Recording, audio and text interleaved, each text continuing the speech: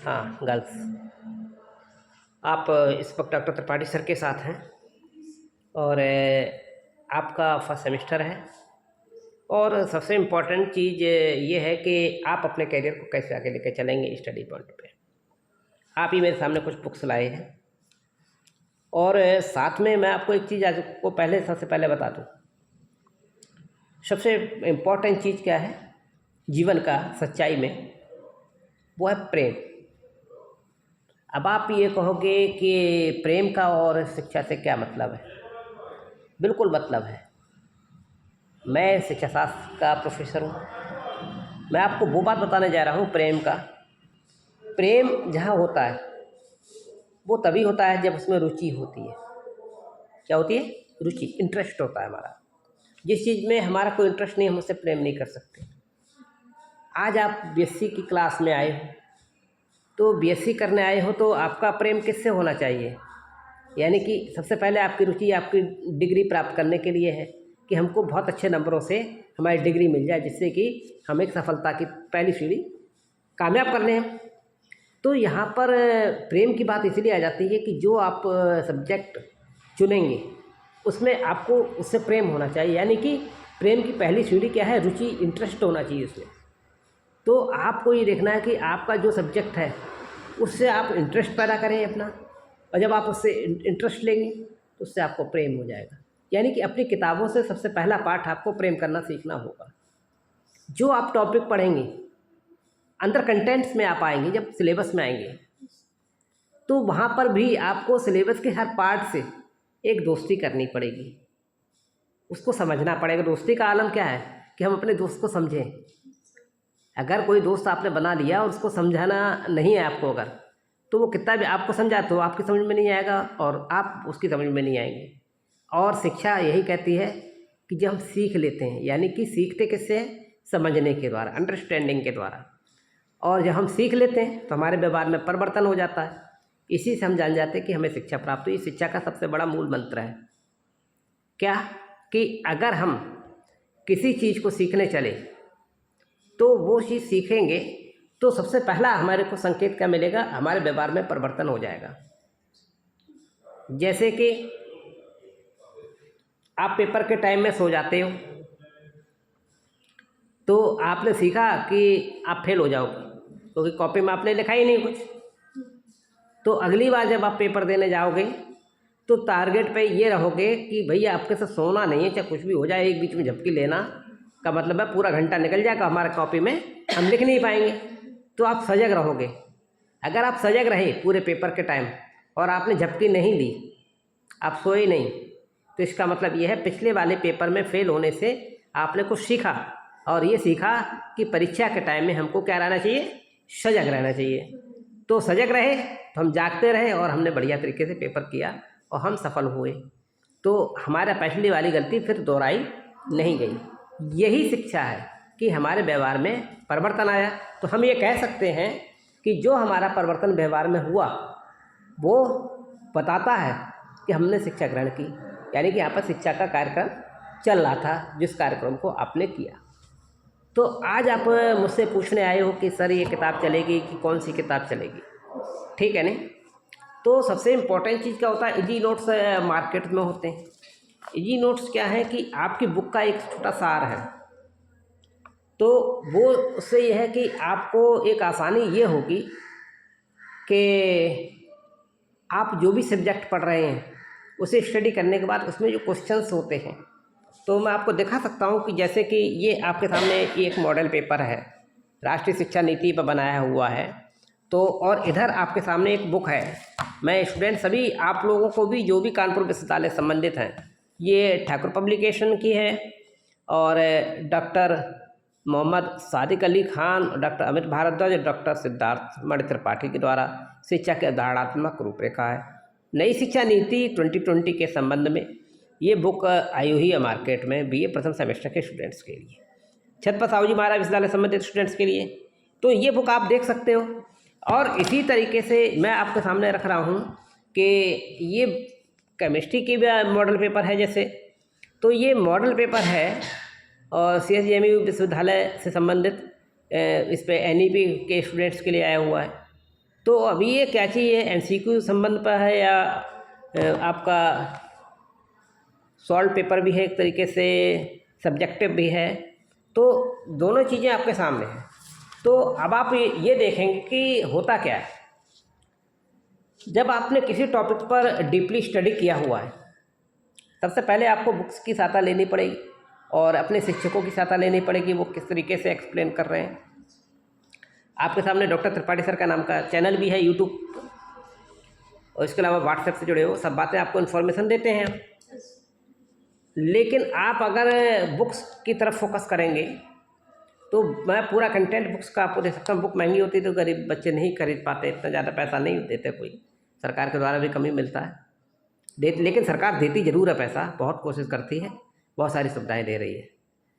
फिर भी घर पर जैसे इधर बाढ़ आ गई है गंगा पार में, किताब नहीं खरीद पाते तो मॉडल पेपर खरीद, बाद बाकी आपको मटेरियल पूरा का पूरा हम कॉलेज से दे देते हैं। तो रामनिवास महाविद्यालय चित्रकूट फरक्कावास के स्टूडेंट्स हैं आप, तो ऐसी स्थिति में आपको मॉडल पेपर ले लेना कोई बुरी बात नहीं है, क्योंकि आपको मटेरियल पूरा मिल रहा है, पढ़ाई पूरी मिल रही है। अब आपको ये पता होगा इसमें पैटर्न होता है कि पेपर किस तरीके से आएगा, ठीक है नहीं, आपको किस तरीके से आंसर लिखना है, ये पैटर्न आपको मिलता है। तो बाद बाकी कॉलेज के द्वारा बहुत ही चुनिंदा इम्पोर्टेंट टॉपिक्स को ज़्यादा फोकस किया जाता है, पिछले क्वेश्चन पेपर्स को देख करके अंदाज़ा लगा करके, तो उससे क्या होगा, आप अपने टॉपिक्स पे ज़्यादा फोकस कर सकोगे और इससे आपकी प्रैक्टिस अच्छी हो जाती है। तो जो आप पूछ रही थी हमसे, क्या ये मुझे इनमें से मॉडल पेपर लेना चाहिए, तो आपका प्रश्न क्या निकल के आया उत्तर इसका? लेना चाहिए, ठीक है। तो सारा का सारा मैंने इसका बता दिया कि आपको किताब की पोजीशन क्या है और मॉडल पेपर की पोजीशन क्या है। तो जो मैं शिक्षा शास्त्र के बारे में जो मैंने बात बताई कि शिक्षा के अवधारणात्मक रूपरेखा में, इसमें आप जानेंगे कि शिक्षा किस तरीके से औपचारिक शिक्षा है कि अनौपचारिक शिक्षा है, एक तो सबसे इम्पोर्टेंट चीज़ आप जानेंगे। साथ में आप इसमें जानेंगे, बहुत इम्पोर्टेंट पॉइंट है आपका, कि एजेंसी इसकी कौन सी है, साथ में शिक्षा का अर्थ है क्या, उसकी प्रकृति है, ठीक है, और साथ में जो पुराने प्राचीन ज्ञान परंपरा चली आ रही थी उसके बारे में भी आपको जानने का अवसर प्राप्त होगा। जैसे कि वेदकालीन शिक्षा थी, इसके बाद में मध्यकालीन शिक्षा मुस्लिम टाइम की आई, बौद्धकालीन शिक्षा आई, तो ये शिक्षा ये आपके सिलेबस में थोड़ा सा हटा दिया गया है, केवल वेदकालीन शिक्षा को आपको लिया है यहाँ पर, और साथ में आपको शिक्षा क्या है, विद्या क्या है, ज्ञान क्या है, शिक्षण क्या है, ये आपके पास प्रशिक्षण किस तरीके से होता है इसके बारे में बताया गया है। शिक्षा की एजेंसीज मैंने आपको बता दी, इम्पोर्टेंट रूप से दो ही मानी जाती हैं, औपचारिक शिक्षा और अनौपचारिक शिक्षा। जो हम लोग क्लास में कॉलेज में हम शिक्षा प्राप्त करते हैं तो वो औपचारिक रूप से होती है, औपचारिकताएँ दिखाते हैं। जैसे आप अपने सर के पास एक लिमिटेड पीरियड में पढ़ रहे हैं, कॉलेज एक निश्चित है, आपका एरिया निश्चित है, क्लासरूम समय निश्चित है ना, सब्जेक्ट निश्चित हैं, तो ये सारी औपचारिकताएं हैं। तो ये औपचारिक रूप से, इसको हम लोग संकुचित रूप भी कहते हैं। शिक्षा का बहुत ही एक संकीर्ण विचारधारा से कहते हैं, संकुचित रूप है। लेकिन अगर आप विस्तृत रूप में जाएंगे, अनौपचारिक शिक्षा में जाएंगे, तो जब से आप पैदा हुई हैं और जब तक आपका जीवन है तब तक आप कुछ न कुछ सीखते रहेंगे। और मैं पहले ही कह चुका हूँ, जो सीखते हैं उसी को शिक्षा कहते हैं, है ना। और उस सीखने से जो आपके अंदर व्यवहार परिवर्तन हो जाएगा, पहचान उसकी इसी से होती है। तो अब ये जो जीवन पर्यंत चलती शिक्षा है, ये दीर्घकालीन शिक्षा है, विस्तृत शिक्षा है, लघु नहीं है। तो ये विस्तृत शिक्षा दूसरा रूप हो गया, अनौपचारिक शिक्षा आ लग गया इसमें, है औपचारिक के बाद अनौपचारिक। इसमें तो हम ये भी कर सकते हैं कि कभी हम मंदिर में बैठे हुए हैं, वहाँ पे हमने कोई शिक्षा प्राप्त कर ली, कहीं फील्ड में है, खेल रहे हैं, कूद रहे हैं, हमको बहुत सारी बातें सिखा देते हैं लोग, तो ये अनौपचारिक शिक्षा के उदाहरण है, ठीक है ना। तो कभी कभी हम भ्रमण तकनीकों को प्रयोग करने लगते हैं, तो अनौपचारिक रूप से। कभी हम आपके घर की साइड से निकल रहे हैं, हमने आपको समझाने की कोशिश करी, हमने आपको देखा, बोला नहीं ये देखिए ये पौधा है, ये आपके घर गए कभी घूमने और आपके हमने पौधा देखा तुलसी जी का या गुड़हल का या कोई भी, तो आपके हमने गुड़हल के या सरसों के पौधे के बारे में देखा और बताने लगे क्रूसीफेरी फैमिली का ये प्लांट है। तो उस के किस तरीके का इसमें फ्लोरम पाया जाता है, फ्लोर डायग्राम कैसा है, उस प्लांट को देख कर अचानक हम आपको वहीं एक्सप्लेन करने लग गए। तो ये अनौपचारिक रूप से है, आपको फील्ड में किसी भी जगह पे हम शिक्षा देने लग गए। तो जहाँ कहीं भी आप अगर शिक्षा प्राप्त करते हो जीवन में, पढ़ने के बाद भी आपका टॉपिक नहीं ख़त्म होता जीवन का, हमें सीखना ही सीखना है जीवन में। तो ये क्या है सर, अनौपचारिक शिक्षा। इसके अलावा भी आप पूर्व प्राथमिक शिक्षा, और सबसे इम्पोर्टेंट चीज़ जो आई है आपकी ज़िंदगी में यहाँ, जो आज तक और बच्चों के लिए भविष्य में नहीं थी, वो क्या चीज़ है, वो है भारत का संविधान और उससे जुड़ी हुई शिक्षा। तो ये बहुत बड़ा इसमें आपको मिला ही है उद्देश्य का, भारतीय संविधान की, जिसे हम कुंजी कहते हैं, जिसे हम कुंजी कहते हैं। ये सबसे इम्पोर्टेंट चीज़ आ गई। भारत का संविधान के बारे में आपको जानना पड़ेगा, और भारत का संविधान में उसका जो, जैसे कुंजी हम लोग पढ़ते हैं, कोई किताब पढ़ते हैं उसकी कुंजी, तो उससे उत्तर मिल जाया करते थे, ऐसे ही भारत के संविधान की जो प्रस्तावना है, तो प्रियम्बल जिसे कहते हैं, वो उसकी कुंजी है। तो ये चीज़ जो है, ये आपके इस कोर्स में आ गई है शिक्षा शास्त्र में। ये सबसे बड़ा एनईपी का परिवर्तन है। साथ में आप देखेंगे प्राथमिक शिक्षा, माध्यमिक शिक्षा, उच्च शिक्षा के बारे में, और कुछ ऐसे मार्गदर्शक देने वाले संस्थान हैं, जैसे यूजीसी है, ये क्या चीज़ होती है नहीं जानते हैं आप, एनसीईआरटी, एससीईआरटी है, एनसीटीई है, शिक्षा मंत्रालय क्या होता है, डाइट क्या है, एनआईओएस क्या है, न्यूपा क्या है, और एसआईसीटी क्या है, आईसीक्यू, आईक्यूएसी, नैक, यूजी, ये सारी संस्थाएं आपके सिलेबस में हैं।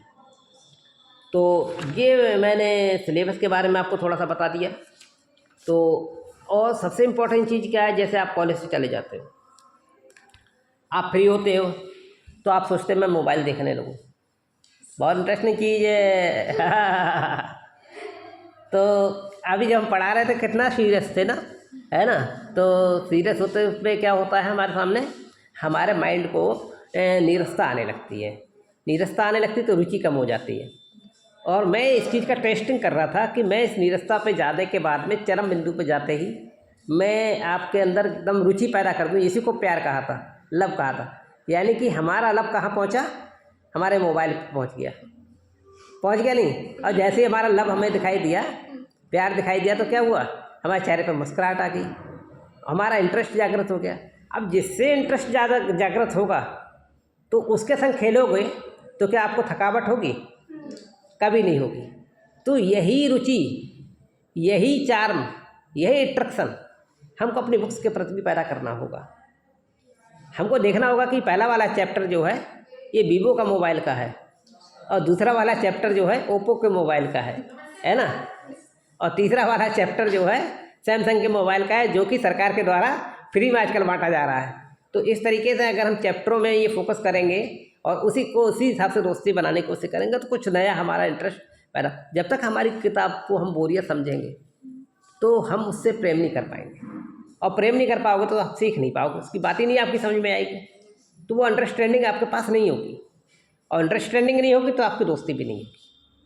तो मैं यही बात बता रहा था कि आपकी जब रुचि पैदा होने लगे, तो अब मोबाइल पे जब आप जाएंगे, तो मैं अवकाश की बात कर रहा था, और अवकाश आपके सिलेबस में है।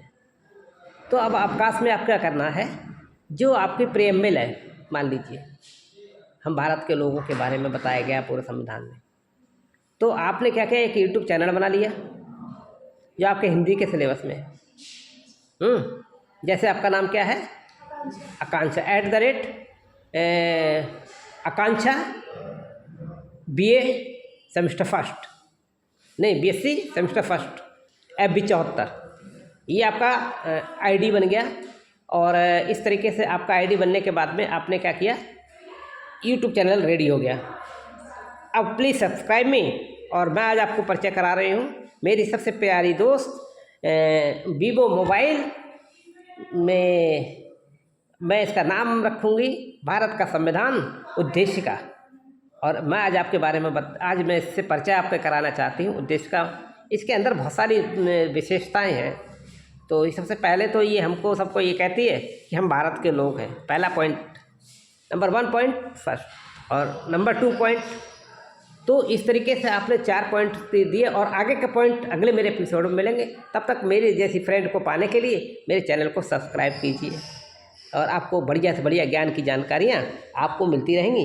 बने रहें अंशिका के साथ। तो क्या हुआ, तो इस तरीके से आपका एक चैनल रेडी हो गया और 500 या 1000 सब्सक्राइबर जैसे आपके हो जाएंगे, आपकी सहेलियाँ आपको कर देंगी और 3000 घंटे पूरे हुए, आपका चैनल मोनेटाइज हो गया। आप 1 साल 2 साल 3 साल पढ़िए, तब तक चैनल मोनेटाइज करके 2-4 हज़ार अपने सब्सक्राइबर कर लीजिए। आपके वीडियो अच्छे होंगे, आप कहाँ जाएंगे, पैसे जेब में लेने लगेंगे, डॉलर आपके पास आने लगेंगे। आप पढ़ाई के बाद कहीं भी जाओगे किसी का आगे झुकोगे नहीं। बेटियाँ बहुत सम्मान के साथ जिएंगी, है ना। तो हमारी बेटी किसी से कमज़ोर होगी क्या? कभी नहीं होगी ना। तो अगर सही रास्ता पकड़ोगे सफलता मिलेगी। यही तो हमारे मोदी योगी जी ने कहा कि नई शिक्षा नीति में कि आप फेसबुक भी पढ़िए, यूट्यूब भी पढ़िए, आपके सिलेबस में डाल दिया। उन्होंने कहा कि रिज्यूम कैसे बनाते हैं वो आपके कोर्स में डाल दिया।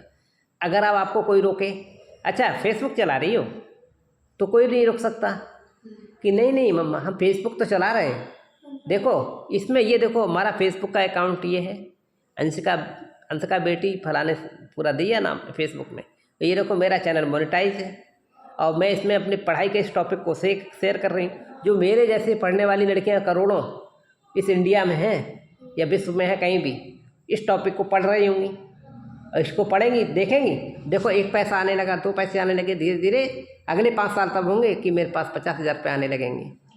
तो आपकी बेटी केवल पढ़ रही है। तो हमको हमारे मोदी जी योगी जी ने कहा है कि बेटी पढ़ेगी, बढ़ेगी और पैसा कमाएगी, हैं। तो इससे क्या हुआ कि बेटी को सही रास्ता अपने आप मिल गया। तो उसको इतना किसी बात के लिए घबराने की ज़रूरत नहीं कि मेरे पास पैसा नहीं है, कि मेरी जब कर्जा लेकर के पापा शादी कहीं और कर दें, इसकी ज़रूरत नहीं है पापा को भी। फिर पापा भी कहेंगे अभी थोड़ी सी बेटी हमारी घर बनी रहे, रुपया 50,000 कमा रही है ना। तो और पढ़ लिख जाएगी फिर बड़ी डिग्रियां कर सकती है। तो कोशिशें यही करनी है जो मैंने आपको सिखाने की कोशिश की। और इस मोटिवेशन के साथ में देखो, ज़िंदगी में अगर सफलता लेनी है तो मोटिवेशन बहुत ज़रूरी है। यानी कि आपकी आकांक्षाएं, तो आप खुद ही आकांक्षाएं, आपकी आकांक्षाएं जितनी ऊंची होती जाएंगी, जितनी ऊंची होती जाएंगी, आपका साइज ऊंचा होता चला जाएगा, आपका साइज बढ़ता जाएगा। आप छोटी सी नहीं रहेंगी, छोटी सी आशा नहीं रहोगी, बड़ी होती जाओगी। वो बड़ी होती जाओगी तो बड़े लक्ष्य को भी आप आसानी से पकड़ लोगे और वैसे आपका साइज ही छोटा रहेगा। आकांक्षाएं आपकी बड़ी होनी चाहिए, बड़ी होनी चाहिए, लक्ष्य आपके बड़े होने चाहिए। लेकिन प्रॉपर तरीके से सोच के चलोगे सफलताएं मिलेंगी, आप लक्ष्य को प्राप्त कर सकोगे। और लक्ष्य छोटा सा कर लिया, आपको छोटी होती चली गई, सफलता नहीं मिलेगी, है ना। तो सफलता प्राप्त करने के लिए ये सारा कार्य आपको करना पड़ेगा। और ये रामनिवास महाविद्यालय जो है, यहाँ पर मैं हूँ, आप हैं, कितना शांतिपूर्ण वातावरण एकदम ये है कि जैसे कि कहीं गुरुकुल में बैठे हों हम लोग, हैं। पढ़ने का माहौल है, कोई डिस्टर्बेंस करना। तो पढ़ाई से अगर हम लोग प्यार करने लग गए, लव कर बैठे, तो मज़ा आ जाएगा पढ़ने का। यानी कि आपको टॉपिक्स पे फोकस करना है, जहाँ फोकस आप करेंगे। एक और बहुत इम्पोर्टेंट चीज़ है निरीक्षण। हमारे पास आँखें दी हैं, है ना, तो इन आँखों का हम लोग सदुपयोग कैसे कर सकते हैं। ये कैमरा है और ये वो कैमरा है जो कोई भी वर्जन ऐसा मोबाइल में नहीं बना है जो उससे ज़्यादा पावरफुल हो। ये ईश्वर के द्वारा बनाया हुआ कैमरा है। ये जिस चीज़ को चाहे देखते देखते सेव कर सकता है ऑटोमेटिक, और जब चाहे हमारी सोच के बटन से सेव तो हो रहा है, वीडियो बन रहा है हमारा हर कोई। लेकिन फिर भी अगर मैं उससे ऐसी कनेक्टिविटी रेडी कर दूं कि जिस चीज़ को हमने वीडियो देखा उसका हमने निरीक्षण करना, ऑब्जर्वेशन शुरू करना शुरू कर दिया, अपने अंदर उस पर फोकस डालना शुरू कर दिया। आज हम पड़ोस की बेटी अंशिका के पड़ोस में कौन बैठी है, गंगोत्री जी बैठी हुई हैं। तो गंगोत्री जी को जब हमने बैठे देखा तो हमने गंगोत्री जी के बारे में सोचा, मैंने कहा कौन है गंगोत्री, बात खत्म हो गई। फोकस नहीं किया। जब हमने फोकस नहीं किया तो हम गंगोत्री जी दोबारा जब कभी आएंगी तो हम गंगोत्री जी को पहचान नहीं पाए, क्योंकि हमारे पास तो 1000 गर्ल्स होगी तो हम कैसे पहचानेंगे।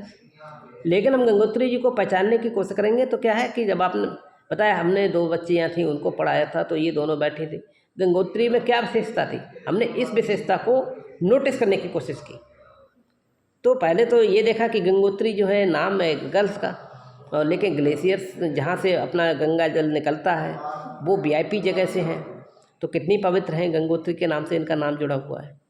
फिर हमने इनकी कोई विशेषता को ढूंढने की कोशिश की, तो जब तक हम अन्य गल से ज़्यादा विशेष तौर पे इसको नहीं अलग से इसका कोई अपना बीच में कोई ऐसा इंडिकेशन नहीं देंगे हम कि ये गल अलग है और दूसरी गर्ल्स अलग है, तभी तो हम पहचान पाएंगे हैं। तो जब हम पहचान लेंगे तो तभी तो पहचानेंगे जब हमने अन्य गल से एक अंतर पैदा कर दिया, इसके अंदर कोई एक विशेषता ऐसी है जो दूसरों में नहीं है, और उस विशेषता के आधार पर हमने एक लिंकेज बनाया और हमने इसके बारे में समझने की कोशिश की, देखा तो समझने की कोशिश की। यही मैंने कहा अंडरस्टैंडिंग बहुत ज़रूरी है। तो जब हम अपने स्टूडेंट्स के प्रति अंडरस्टैंडिंग पैदा करते हैं, उसको समझने की कोशिश करते हैं, तो हम उसको समझ तब पाएंगे जब हम 999 गर्ल से इसको डिफरेंट कर देंगे अलग। तो ये अगर वो सब पिंक कलर में है और तो ये ग्रीन कलर में होनी चाहिए, तब हम पहचान पाएंगे कभी ये मिलेगी। तो हमें वो सारी लड़कियां पिंक कलर की थी और ये लड़की जो थी वो ग्रीन कलर में थी, तो ये वही वाली लड़की है, तो इस हिसाब से हम पहचान पाएंगे उनसे। अब अगली बार सभी लड़कियों के बीच में बैठी होंगी तो हमको पता होगा कि इसका नाम एक बहुत बढ़िया जगह से, पवित्र जगह से जुड़ा हुआ है, गंगोत्री। दूसरा हमको डिफरेंस ये देखना पड़ेगा कि इनके जो फिजिकली सिम्टम हैं वो अन्य गर्ल से किस तरीके से डिफरेंट है ना। मोस्टली लड़कियों के बीच में जाकर ये जब जाएंगे तो भूल जाएंगे, हम ढूंढ नहीं पाएंगे।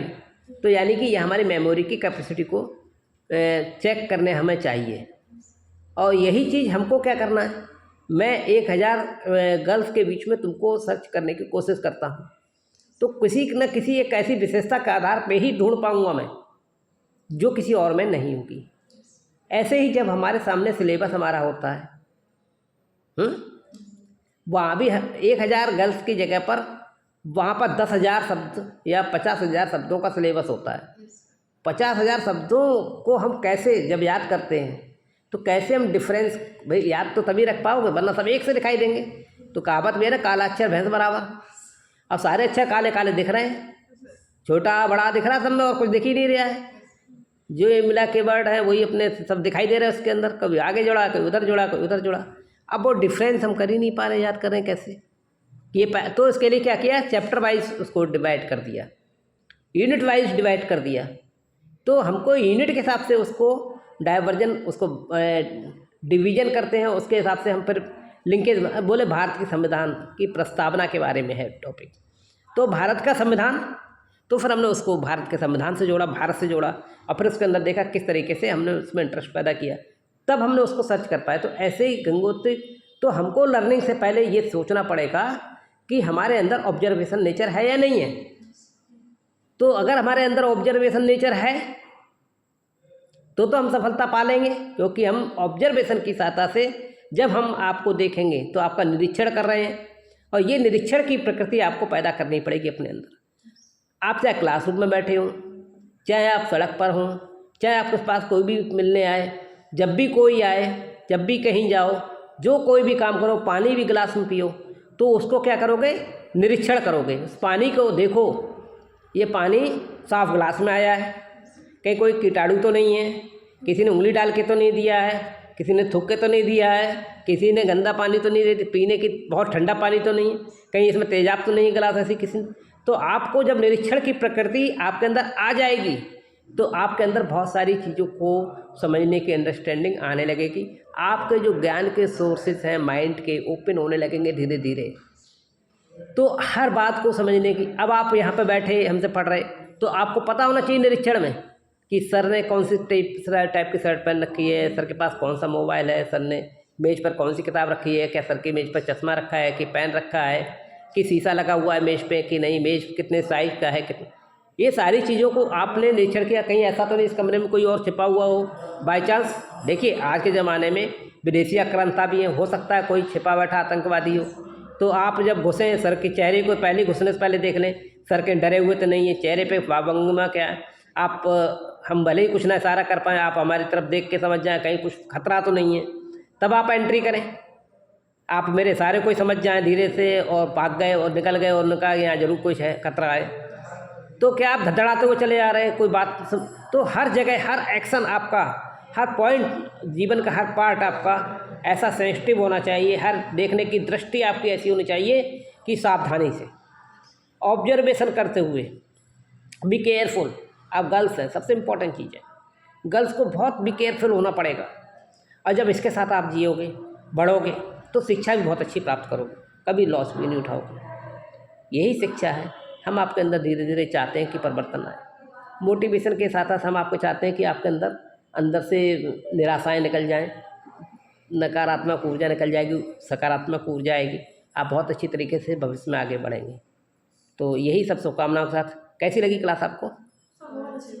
बोरियत हुई थी क्या? इसका मतलब है कि आपने रुचि ली, इसका मतलब आपने शिक्षा प्राप्त की, आपका शिक्षा से प्रेम होने लगा, तो आपका नज़रिया बदलने लगा, तो आप एक अच्छे बच्चों के तौर पर सफलताएं 100% प्राप्त करेंगे। आशीर्वाद है। Good luck. बने रहें डॉक्टर त्रिपाठी सर के साथ और हमारे पढ़ने वाली बच्चियों के साथ। Good luck.